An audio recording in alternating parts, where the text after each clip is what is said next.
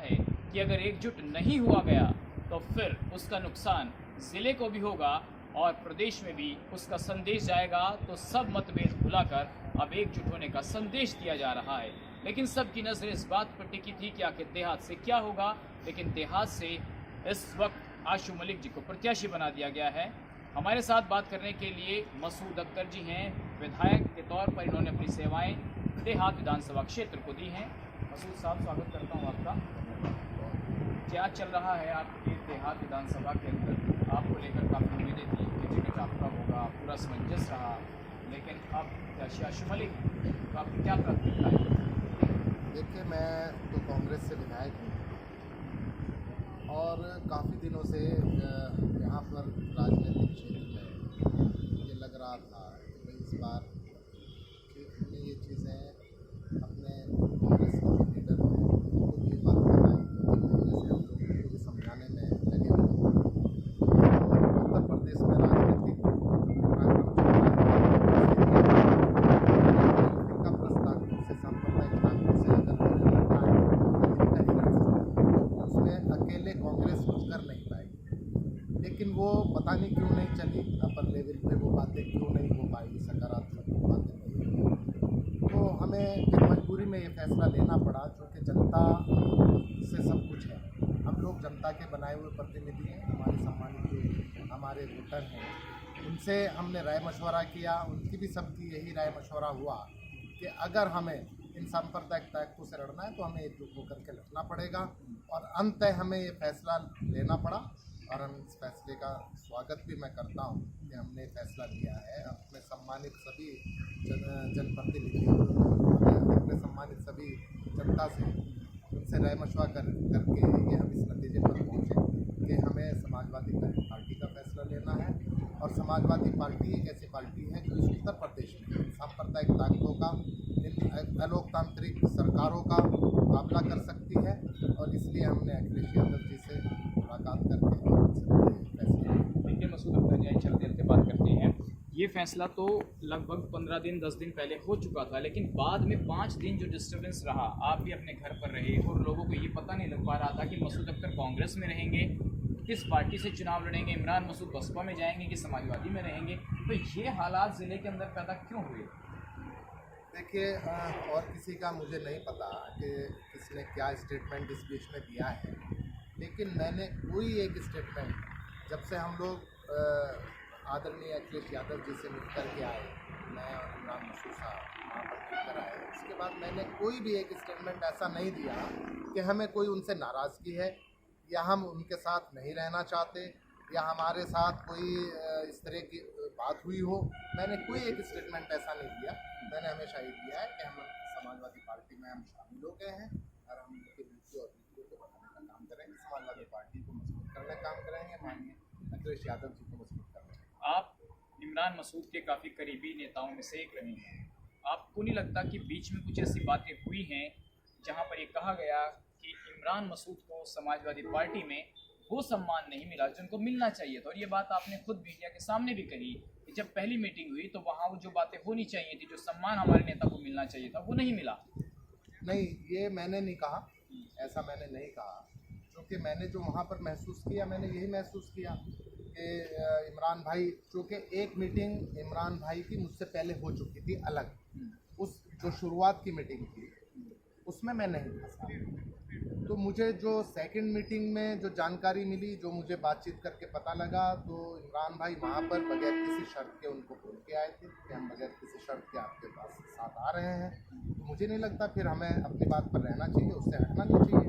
जब हम कहें कि हम बगैर किसी शर्त के आ रहे हैं, फिर कोई उसमें नाराज़गी का और कोई औचित्य नहीं होता। इमरान मसूद जैसा नेता जो बिना शर्त के जाए, जिसको लेकर मुख्यमंत्री रहे अखिलेश यादव जी एक प्रेस कॉन्फ्रेंस तक नहीं कर पाए, एक फ़ोटो ट्विटर पर तक नहीं डाल पाए, और वो नेता चुनाव भी नहीं लड़ रहा है, उनका परिवार का कोई सदस्य समाजवादी पार्टी से चुनाव नहीं लड़ रहा है, तो ज़िले के कार्यकर्ताओं को, ज़िले के नेताओं को ये भी तो बात आश्चर्यजनक लग रही है मसूद साहब।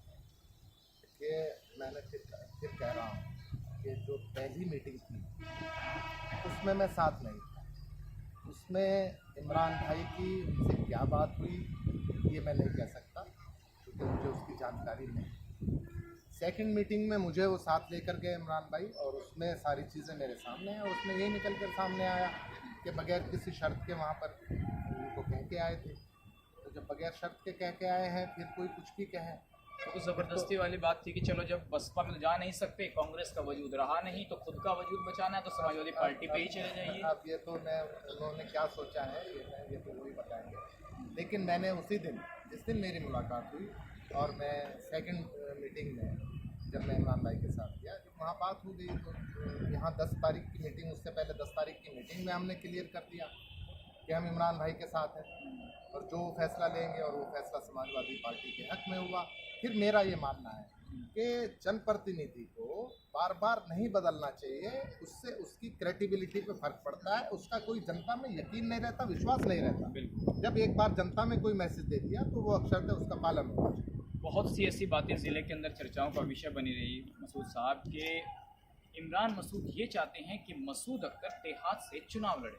वो खुद के लिए तो सेक्रीफाइस कर सकते थे कि चलिए उमर अली खान को पेड़ से लड़ा दी जाए, लेकिन मसूद अख्तर का क्या हुआ, क्योंकि नरेश सैनी जी ने तो रास्ता कर लिया, तो वो आपके लड़े हुए थे क्या? देखिए, मैं चीज़ों पे डिटेल में नहीं जाना चाहता, जनता को जानना चाहती है मसूद साहब कि क्या हुआ, लेकिन मैं उनका नाम नहीं लूँगा। कुछ लोगों की ये राय ज़रूर थी कि हम कांग्रेस से हैं।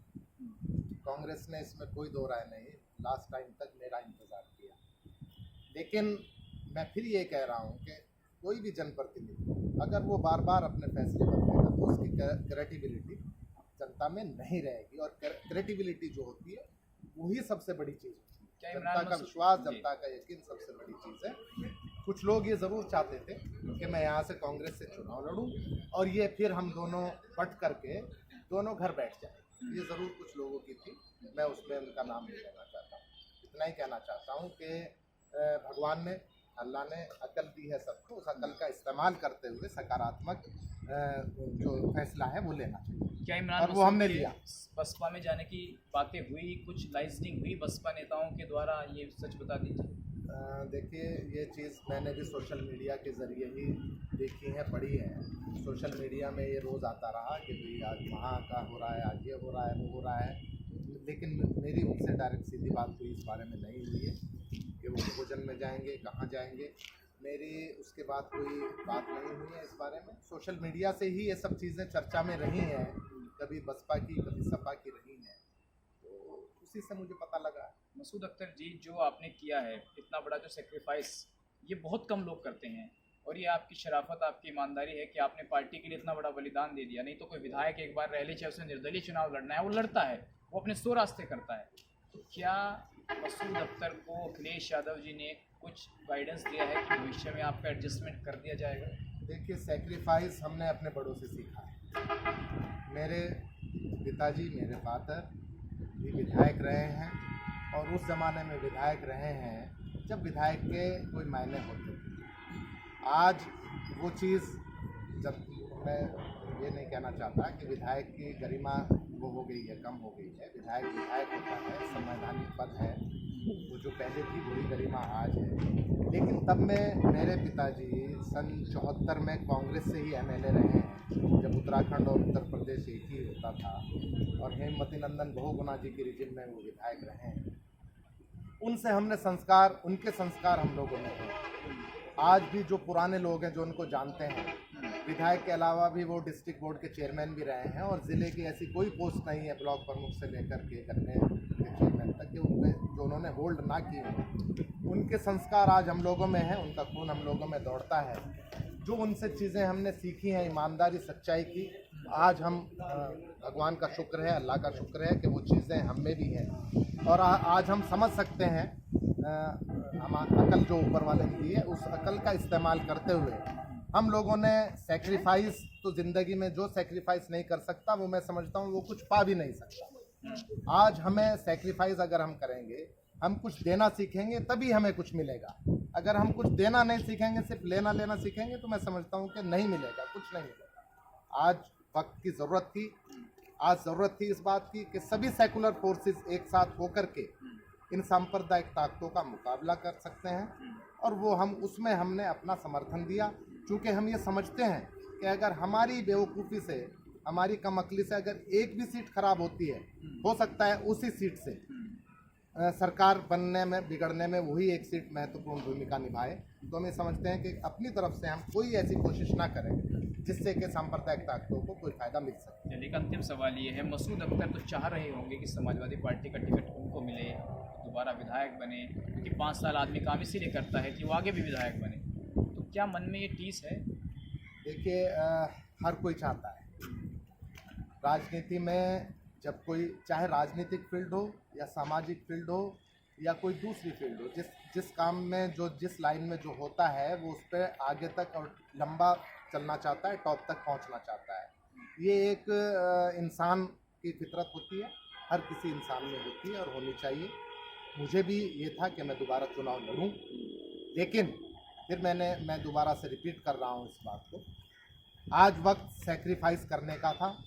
वो हमने टाइम गंवा दिया। जिस टाइम में हमें फैसला जो लेना चाहिए था उस टाइम में हमने फैसला नहीं लिया।